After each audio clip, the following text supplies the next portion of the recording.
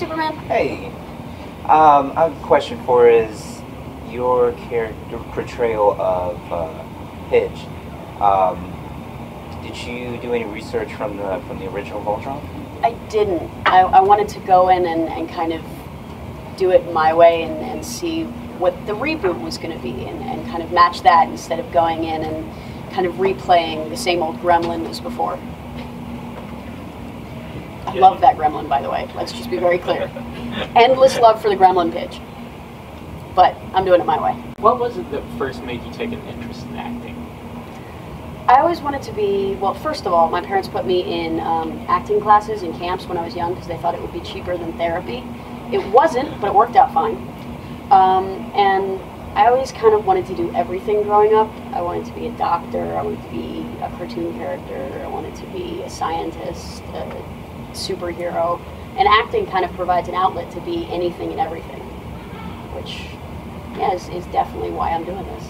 Also, it's really fun to kind of bring a voice to the voiceless and bring life to these marginalized characters. It's an honor and a privilege. So, first of all, you're kicking ass all across the scene. You have live action, you have Arrow, you have iZombie, which is my favorite show, and I love. Congratulations on the new season. Thank you. I mean, I haven't seen you in it yet, but hopefully, you know, things can happen.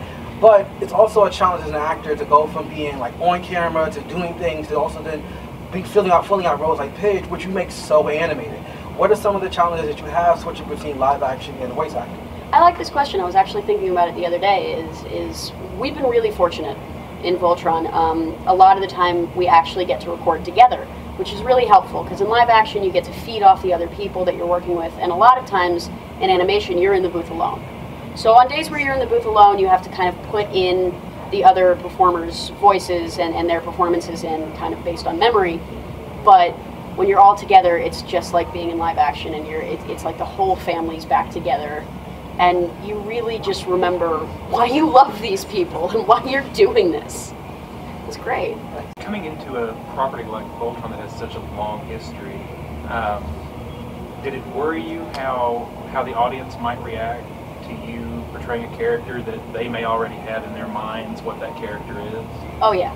Oh yeah. I mean, that's always a big fear. I kind of, not the exact same situation, but when I did Scream, it was an existing franchise, and we were always concerned that the OG fans were kind of going to just dismiss us as a joke. And that was a very similar fear for Voltron was, are we going to be able to appeal to the original fans? Are we going to be able to keep up with this legend? No pun intended.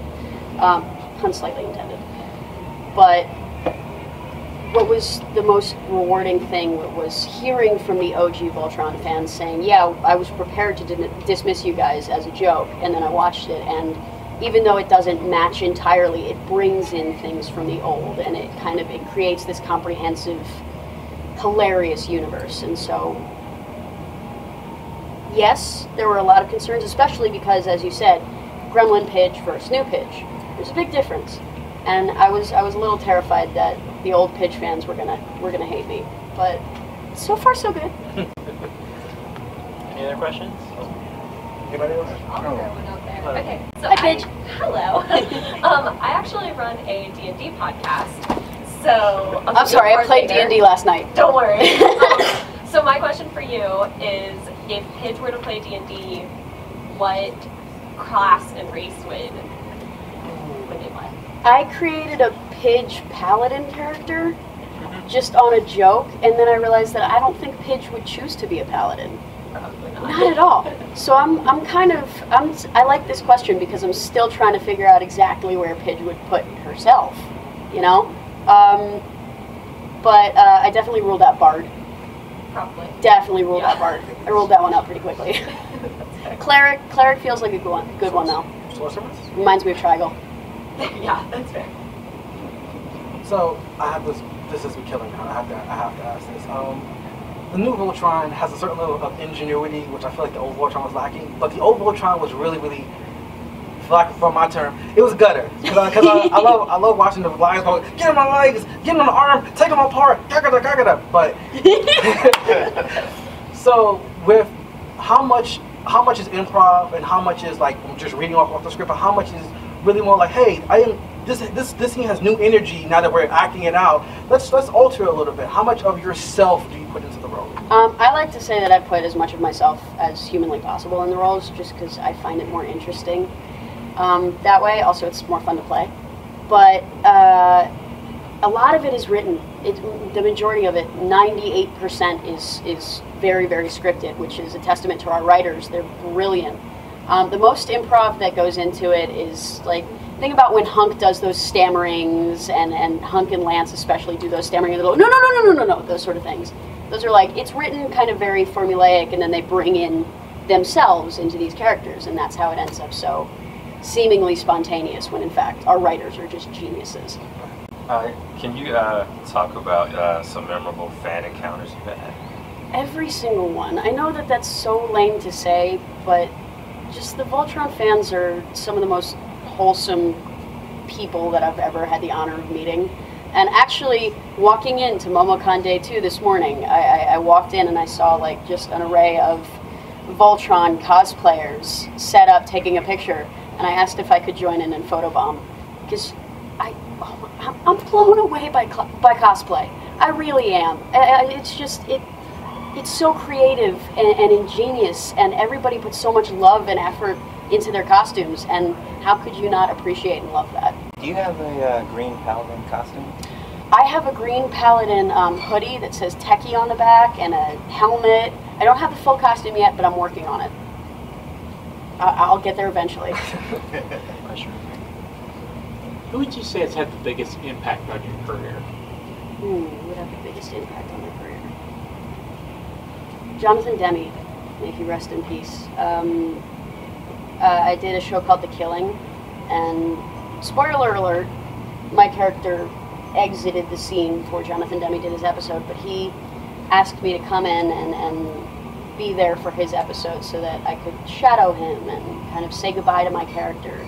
And it was one of the most formative experiences of my life.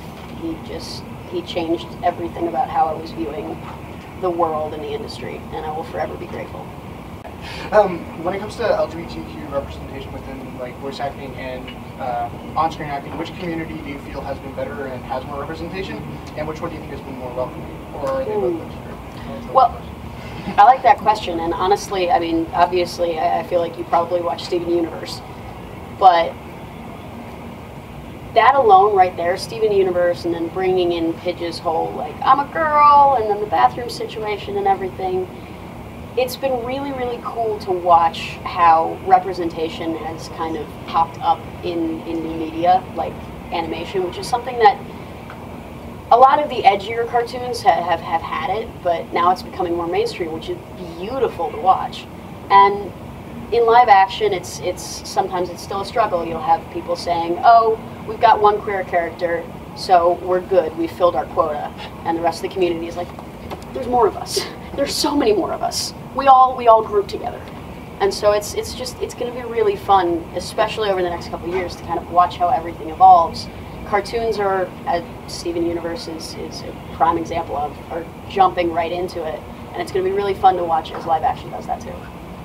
Did that make any sense out loud? It did. Okay, cool. So, in the scene, on both live action and animation, what advice would you have for anyone who's trying to break into the field? Any techniques, any like pitfalls, any like challenges, any like personal woes, anything that you could do to usher in the next generation? It's hard. It's really hard. You got to have a lot thicker skin than you even think that you should. This industry is based on rejection, being told that you're not what they're looking for, that you're not good enough, and you just have to go, oh, okay, well, you can think that if you want, you're wrong, I'm worth it. And you just get back up and keep going, which is definitely the hardest lesson to learn, but the most valuable. Question from here. I understand that you are from Atlanta. What's it like being a guest at a convention in your hometown? Oh, I love coming back to Atlanta. I love coming back for cons, for work, for everything. I spent so much of my childhood like, I gotta get out of Atlanta. There's something more for me. That coming back is so much fun because, oh look, the more for me is here again. What's something that you're passionate about outside of acting? Queer representation and gender rights and all that sort of, all the fun LGBTQIA stuff. it's the time for everyone to kind of be allowed to be exactly who they are and be told that it's okay to explore that. You don't have to know immediately. You're allowed to experiment. And I think that it's really important for this upcoming generation to learn that. Thank you. Any questions? On that, have you faced any difficulty as someone who's LGBT in either of the communities? Has it been has it been better after coming out? Like, has it improved at least?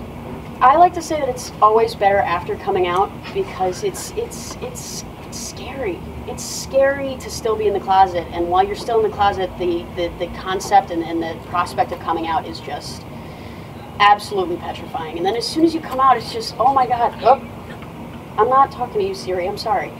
But as soon as you come out, it's just like, it's that line in Love, Simon. And the last couple years, I felt like you've been holding your breath. It's just the weight is lifted, and you get a chance to be exactly who you've been supposed to be this whole time. You're no longer hiding this massive part of who you are. I read in an interview earlier regarding you were looking forward to the collection, the toy collection of Voltron. Yes. Did you get Pidge?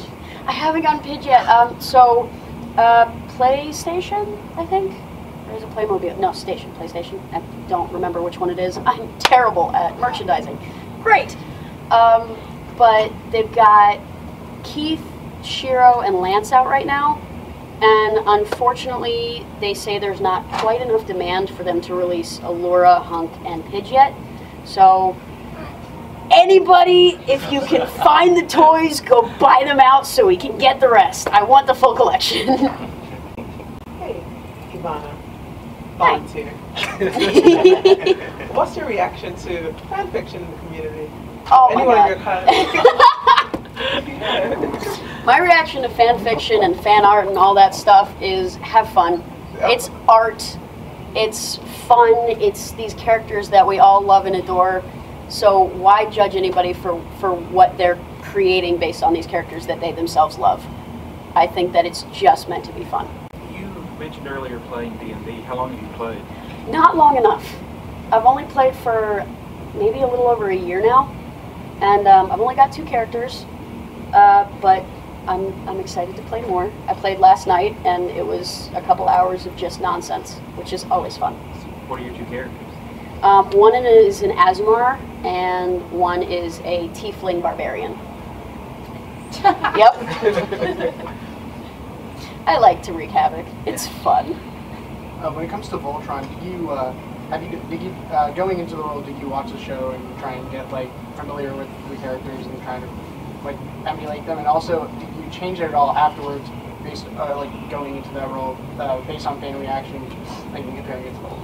No, I mean, when I first went in, I took the breakdown of what they gave me for Pidge and the show and everything, and kind of went from there. I didn't look up the old version because I wanted to do it this new way and do what they'd given me instead of kind of just emulating the past masters. I want to be a master in my own right. What do you prefer more, live action or voice acting? Ooh, can I do both? I just want to do both forever. I've always wanted to be a cartoon character, so voiceover is just more than a dream come true. And obviously live action is a chance to be anything and everything as well, so I just want to do everything for the rest of my life. Thank you very much, Bex. Really appreciate it. It's time for pictures now.